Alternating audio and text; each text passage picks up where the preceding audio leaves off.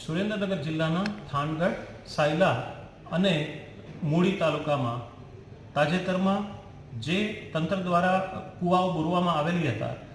એ કૂવાઓ જે છે એ ખોલવાની પ્રવૃત્તિમાં વધારો થયો અને એના કારણે જે છે એ મૃત્યુ થવાના બનાવો પણ બનવા પામેલ છે. આને રોકવા માટે અમે ગઈકાલે એસપી સાહેબ અને ભૂસ્તર શાસ્ત્રી તેમજ અન્ય વિભાગોના અધિકારીઓ સાથે બેસીને બેઠક કરી અને ખાસ કરીને એ નક્કી કર્યું કે આ બાબતનો જે જાણકારી જે છે એ લોકોને થાય તો આવા બનાવો બનતા અટકશે. એના માટે ખાસ કરીને અમે દરેક ગામે એક ગ્રામસભાનું આયોજન કરીને સંબંધિત તમામ